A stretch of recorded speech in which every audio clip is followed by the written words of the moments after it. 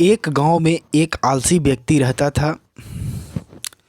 वह कुछ काम धाम नहीं करता था, बस दिन भर निठल्ला बैठकर सोचता रहता था कि किसी तरह कुछ खाने को मिल जाए।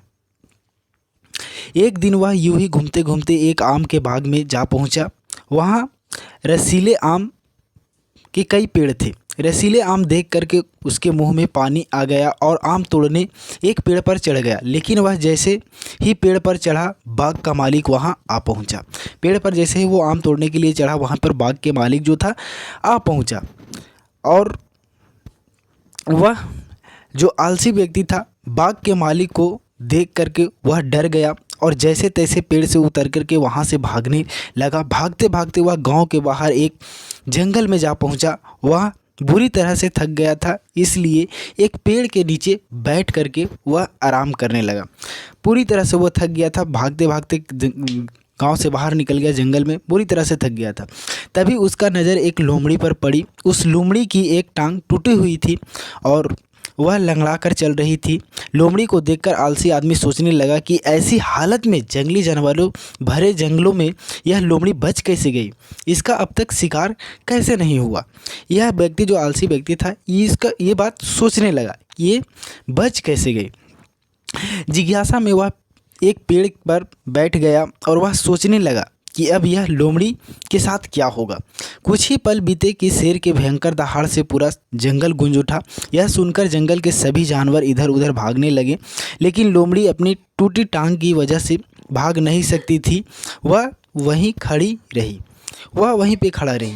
अपनी टूटी टांग की वजह से वह भाग नहीं सकती। लेकिन शेर लोमड़ी के पास आने लगा।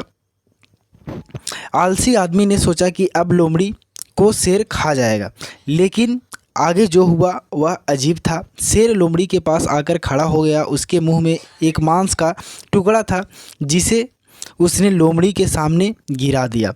लोमड़ी आराम से उस मांस के टुकड़े को खा ली। यह देखकर आलसी आदमी सोचने लगा कि भगवान सच में सर्वश्रेष्ठ हैं। उसने धरती के समस्त प्राणियों के लिए, चाहे वह जानवर हो या इंसान, खाने का प्रबंध कर रखा है। वह अपने घर लौट आया। घर आकर के वह 2 से 3 दिन तक बेड पर लेटकर प्रतीक्षा करने लगा कि मेरे को भी कोई खाना ला करके देगा, लेकिन ऐसा कुछ नहीं हुआ। भूख से उसकी हालत ख़राब होने लगी। आखिर में उसके घर से बाहर निकलना ही पड़ा। घर के बाहर उसे एक पेड़ के नीचे बैठे बाबा दिखाई दिए। बाबा को जंगल का सारा बात बताया और पूछा, बाबा, भगवान मेरे साथ ऐसा क्यों कर रहे हैं? उसके पास जानवरों के लिए भोजन का प्रबंध है लेकिन इंसानों के लिए नहीं। और बाबा से सब प्रश्न किया तो बाबा जी ने उत्तर दिया, बेटा, ऐसी बात नहीं है। भगवान के पास सारे प्रबंध है, दूसरों की तरह तुम्हारे लिए भी। लेकिन बात यह है कि वह तुम्हें लोमड़ी नहीं शेर बनाना चाहते हैं। तो दोस्तों, इस कहानी से आपको क्या सीख मिली?